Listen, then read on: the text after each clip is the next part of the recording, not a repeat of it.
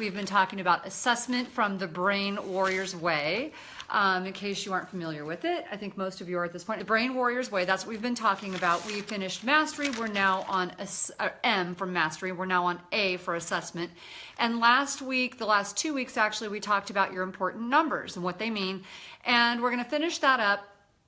And we're going to go on with assessment. We're still talking about assessment, but we're finishing up what the important numbers are and what you should have checked with your labs and what you should know about. And we're going to move on. We're going to talk about fighting the war on multiple fronts. And we're going to talk about today about gut health. Knowing, like having a healthy gut is part of fighting the war on multiple fronts. One of my favorite examples of this is if you haven't seen the movie Trolls, if you've got kids or grandkids, you may have seen the movie Trolls. It's hilarious. I love it because it reminds me of my husband and I. So I often joke and call my husband Princess Poppy because he's so positive and so like everything's going to be great and everything's perfect. And I didn't grow up like that. I grew up in sort of a lot of trauma and drama and poverty. And so I tend to be more like, if you saw the movie, I'm more like the troll Branch, right? Branch lived in this fortress and he had his weapons over his shoulder and he lived in a fortress and he's always on the lookout for the bad guys. That's what it felt like for me growing up. There's always a tiger around the corner, right? That you had to watch out for. So I've got this fortress and he had this underground bunker with all these supplies. But that's how I've learned how to like watch out for what's going to be wrong. So after being sick for a long time, I'm always on the lookout. And practicing martial arts, we've been talking about this concept of SARA, right? Scan, assess, react, assess. Now, oddly enough, my husband is not like Princess Poppy when it comes to health and brain health, but he's just sort of like that at home. He doesn't think bad things will happen. He thinks we live in this beautiful area and everything's going to be fine. And I still don't think that. You sort of never get over it, right? So I'm always looking around and I've got this little fortress set up. And so, but I think the same way about my health. So I'm always looking around. And in martial arts, we talk about SARA, scan, assess, react, assess, and then you do it over again. So I want to talk about that. We've been covering your important numbers, and now I want to talk about the multiple fronts, what that means. So when we're talking about brain health and the rest of your body, because what's good for your brain is good for your heart, is good for your hormones, is good for everything. And when it and I mean this very seriously, but when we're talking about blood flow, even for genital health, right? So when you talk about things like erectile dysfunction and things like that, we often say what's good for your brain is good for everything else. Because when you have a problem in any of those areas, it's often a blood flow problem. And if you have a blood flow problem to any of those areas, you have a blood flow problem to all of them, likely even your brain, which is not a good thing. And that's why we want to start addressing all of these issues, because it likely could help every area of your life, if you know what I mean. So let's talk about it. So we talked about these ideas of CRP and homocysteine, or the numbers for CRP, which is C-reactive protein, and homocysteine, and having those numbers be healthy. CRP, C-reactive protein, and homocysteine both tell you a little bit about inflammation, and homocysteine tells you something about your heart health or the health of your arteries, your artery health. So what's interesting is that all of these numbers are connected, right? So smoking, being hydrated, like not smoking, so cutting back or quitting, you need to quit smoking, increasing your exercise, sleep, making sure you're sleeping enough, losing weight if you need to lose weight, decreasing stress. They actually help all of those numbers, right? But especially the ones that are related to inflammation. So I find this really interesting. So and all of those things are connected. They're all things you have control over, and they're all connected. Now, I know the first thing you're going to say is, wait, I don't have control over that. I can't sleep and I have no control. I get it because I've had trouble sleeping, but there are things that eventually will start to improve as you improve all of this. So follow me, stay with me for a little bit. So if you quit smoking, some of the stuff is automatically going to get a little bit better because nicotine is a stimulant. So if you get some help and you quit smoking, if you improve your diet with the Brain Warrior's Way diet, like the cookbook I just wrote, that is completely an anti-inflammatory diet. Everything in there is anti-inflammatory. In fact, a lot of you have been writing to me and asking, can I use this if I'm on a heart healthy diet or an anti-inflammatory diet or a diet for diabetes? Absolutely. It's low glycemic. It's it's anti-inflammatory. It's gluten-free. So there's a lot of vegan recipes in there, more than half, or vegan options. So I really tried to design it so a lot of you could alter these recipes and follow it for your overall health. And they're brain healthy. So your sleep's going to improve if your diet improves. If you start exercising even a little bit, I know some of you are in a place where exercise is hard. Maybe you are chair-bound. Maybe you're really overweight, or you're in a lot of pain, or you have back pain.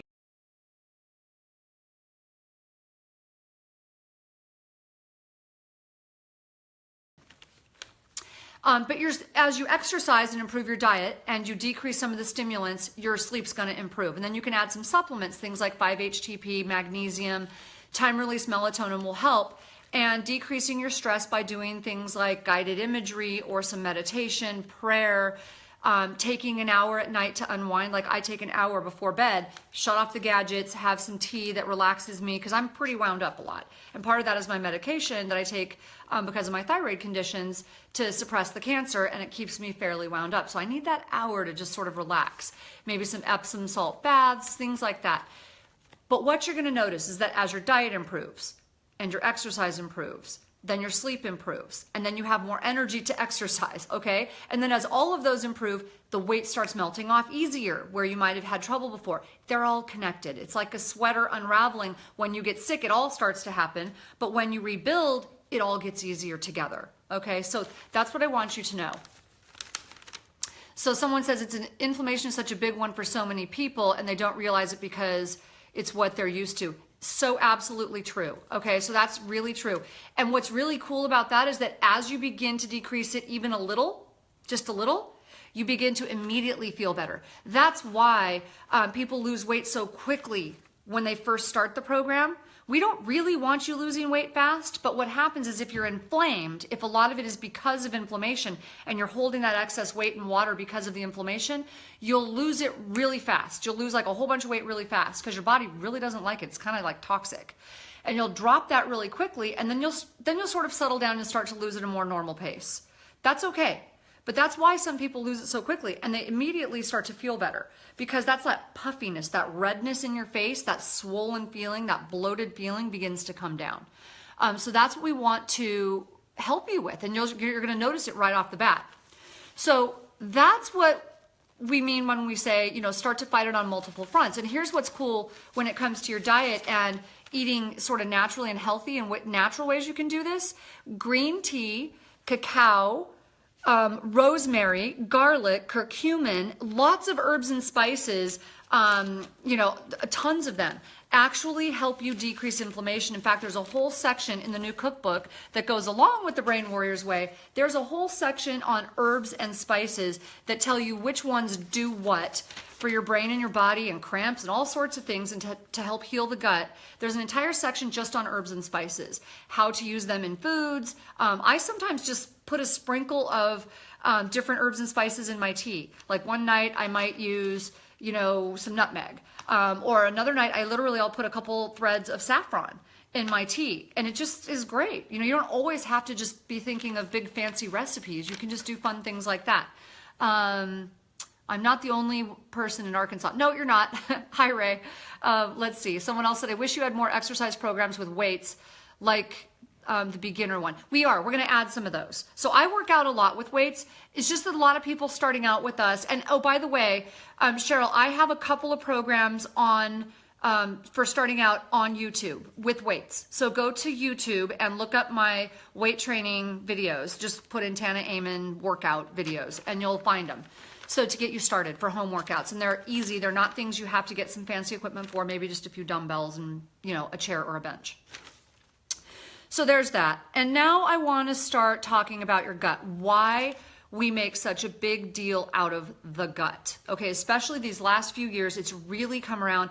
One of my mentors, Dr. Perlmutter, you can actually look up his the podcast we did with him. We've got several podcasts, Brain Warriors Way podcast.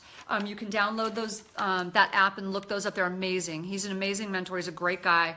But he is all about the gut these days, and so are we. And there's a reason for that. And a lot of people just don't think about it being such a big deal in relationship to the rest of their health, especially their brain health. But we call it the second brain for a reason. Most of your neurotransmitters are made in your gut. Like almost 90% of the serotonin in your body is made in your gut.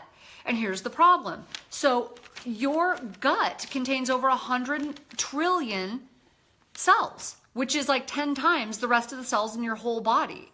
Okay, it contains over 100 trillion cells, and it's only one layer of cells thick. So it doesn't have like multiple layers. It's got one layer thick, and it's so easily damaged that if you damage it, you've got a problem. Okay, so you get this thing called gut permeability. So you've got this single layer thick, and there are many things that cause this layer to loosen up. Okay, and if it gets loose and stuff gets through, that's called gut permeability or leaky gut, and that's a problem because stuff comes out that shouldn't come out of your gut, and it starts going around your system, and it causes these sort of like inflammatory reactions or almost like allergies, like allergic type reactions, and you can almost have autoimmune type reactions where you wouldn't normally have that if you had a healthy gut. So we're really understanding this now, not to mention that it affects your neurotransmitters. It affects lots of other things in your body, which has led to a lot of problems. So I want to make sure I don't miss anything. I had a lot of notes here I took that I wanted to make sure I cover. And while I'm talking to you, sometimes I get a little distracted. So, so let's make sure we cover this on the gut, on why it's so important. So lots of things damage the gut. You've got all these cells in your gut, and you're always going to have some bad guys, all right? So you're going to have some bad guys, some good guys, right? So when I was trying to explain this to my daughter, why I wanted her to take probiotics help to keep the good bugs in check, keep them healthy, and help keep some of the bad guys out. I was trying to explain this to her, and she was like, I didn't want to take them, and so she was pretty young, and I said, look, let me explain to you. So I had this big protection dog. I got this dog from Germany. I told you I'm like Branch, right, in Trolls. So I had this Schutzen 3 protection dog from Germany, and he was a little bit crazy. But anyways, he was like a pet of ours, but he was also a protection dog. And I'm like, look, it's kind of like feeding the dog. We take care of the dog, but the dog takes care of us. He protects us, right? So your bugs are like that. You need to feed them like they're pets. Take care of the pets in your gut because they protect you. And so once I explained that to her, she was like totally grossed out by this idea of bugs in her gut, but she really understood this idea that there are things in your body that you take care of because they take care of you. They protect you. So bad guy, fructose. Yes, fructose is bad. There are many things that are bad. That is one of them. And what goes wrong when those are out of balance? So you want your good guys to be about 85% of the bugs in your gut, and you want the bad guys to not get much over about 15%.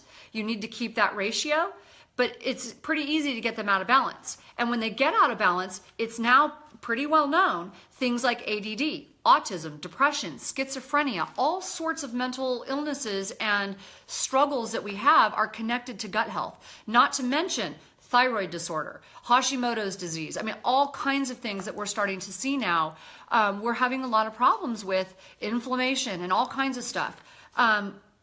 But brain health obviously is one of our big focuses, and we just know that your gut has to be healthy. It's a big focus of ours. And Dr. Perlmutter, one of our colleagues, says the exact same thing. So highly recommend you listen to that podcast. So what can damage the gut? So many things can damage the gut. Antacids. Okay, so antacids can really damage the gut. Now, along those lines, there's some fads and some trends that we want you to pay attention to. Using too much alkaline water. A little bit of alkaline water is fine. If you have a heavy workout, you've eaten a lot of really acidic foods, and you want to have a little bit of alkaline water, that's fine.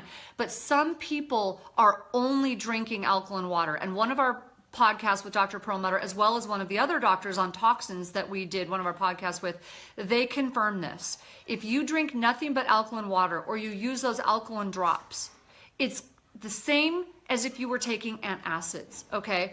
So, someone's talking about the puppy and kitty, yes. So, if you artificially alkalinize your body too much, it's sort of like taking antacids. And if you read the insert on a pack of antacids, it's scary. It says not to take them for too long, because what you're doing is you're decreasing that stomach acid. Now, if you take it, just once in a while because you have, this acid reflux thing, well, first of all, I'd want to know why you're getting acid reflux so much. What are you eating? What are you doing that's causing it? That's really what I'd be focusing on. But what I'd be paying attention to is, when you take those for a long time, you're decreasing stomach acid. You have stomach acid for a reason. You need to digest your food. If you don't digest your food properly, it's not broken down. You're not going to get nutrients. You're also going to have a problem because when that food's not broken down, yes, it can damage your gut. You also can get things like small bowel overgrowth. You don't absorb nutrients and you don't absorb minerals, okay? This can be a problem. So that's why we don't want you overdoing things like alkaline products that are falsely alkalinizing your body as opposed to doing things that help you alkalinize in a natural way, which is eating a lot of green leafy vegetables, doing things that, believe it or not, lemon water. There are certain foods that even though they're acid, the process of digestion makes them an alkalinizing, it's the end product is an alkalinizing response, like lemon water. Okay, so that's what we want you to notice and pay attention to with that. So artificial sweeteners, they're terrible. And a lot of them, we now know how bad they are for you. They've been shown to actually kill good gut bacteria, increase hemoglobin A1C. So even though they don't immediately increase your blood sugar in the moment, the hemoglobin A1C, which is your measurement over time of your blood sugar increasing, artificial sweeteners, some of them have been shown to do that. And they are just really bad for your overall gut health. Chemicals in your water. By the way, chemicals in water, I just found out from my endocrinologist for my thyroid cancer, who's amazing. I have to fly out of town to go see him. He's a world famous researcher and he's amazing. He's up at UCSF. He actually just recently told me he's been fighting with the dental industry over fluoride. Because apparently the new studies, I don't even know how new they are, but he's been saying it for years, but the studies now on fluoride and thyroid and how bad it is for your thyroid are very clear, just to let you know that. Alcohol. So this is an interesting one, alcohol and your gut health, right? So we always say, just a little bit of alcohol, an occasional drink, a couple times a week, probably not too bad, but if you overdo it, I want you to think about this with me, two interesting points. As nurses, we use alcohol to do what? We rub alcohol on the skin before giving injections for what? To kill bacteria, right? So to kill bugs. So just think about that for a second. We're talking about keeping your bugs healthy in your gut. That's one thing. The second thing is, I know I take a lot of wilderness medicine courses. It's a fun thing, survival courses, and they're with physicians, so wilderness medicine doctors, and they talk about traveling to third world countries a lot to do a lot of work over there. And one of the things they talk about with not getting food poisoning is drinking alcohol. So many times, if you've been out of town or out of the country, in a third world country, it's the people who drink alcohol. They'll take a couple shots of something. Everyone else might get sick. They might get food poisoning, but that person doesn't. Interesting, right? I'm just saying. It kills the bad bugs, but it also kills the good bugs, okay? So, very interesting point. Stress. Stress kills your good bugs. It's terrible. It causes gastritis. It causes all sorts of problems. Ulcers, we know that it triggers ulcers, makes them worse. Radiation kills your good bugs. Excessive exercise. That was a really hard one for me because I love excessive exercise, right? I like a really intense exercise. So I learned to back off on the amount of time. I still do intense exercise, but less of it. We want you working out smarter, not harder. Too much exercise increases stress hormones, which is really bad. It increases your cortisol too much. The obvious one, antibiotics. Okay, so antibiotics, they're designed to kill bacteria, but they don't just kill the bad bacteria, they kill all bacteria. And one thing we need to pay attention to, most of the antibiotics in our country are not prescribed to people. They're in our food supply. Just saying, okay? So pay attention to the quality of the food you eat because you're ingesting, whatever that animal ate. And NSAIDs. So when I talk about NSAIDs, I'm talking about things like Advil. Okay, so Advil and those types of products, they really damage gut lining. I know they are so helpful to some people if you're using them just on an occasion, like rare occasions, but if you're taking them chronically, they can really damage your gut lining. Oral contraceptives and steroids. I know that's kind of a tough one, but you just at least need to know the truth so you can be doing something to help counteract it. So, wanted to talk about a few of the things that actually hurt the gut. Now let's talk about what we can do, right? what can you do? You got to fight this on multiple fronts. So we talked about what you can do naturally, and alkalinize naturally, use lots of herbs and spices, find alternatives, use some anti-inflammatory herbs and spices. Believe it or not, maybe cooking with them isn't enough to help decrease inflammation and help reduce the NSAIDs you take chronically, but some supplements might help. So if you take a higher dose of, say, curcumin, and they say that a little bit of black pepper helps people absorb curcumin better, so you might want to try that. Look into what those might be, and we might be able to talk about those a little bit more, and that could be helpful. So that's what I want to talk about with that. When you heal your gut, you will begin to feel better all the way around. So some of the things that help that, the obvious one is probiotics, okay? So probiotics, they're gonna help restore the good bacteria to the bad bacteria, that ratio. And prebiotics are what you feed the probiotics, or what you feed the probiotics to help those good bugs. And that's things like resistant starch. Okay, so I actually put some of those things in my protein powder when I make it, because we have to be feeding them. So green bananas are known to do that. You don't want to overdo bananas because of the sugar content, but if they're a little bit green, they can be helpful for doing that. Stuff like that. Those are called prebiotics, or inulin. It's a type of fiber that helps to feed those probiotics. So that's what prebiotics do.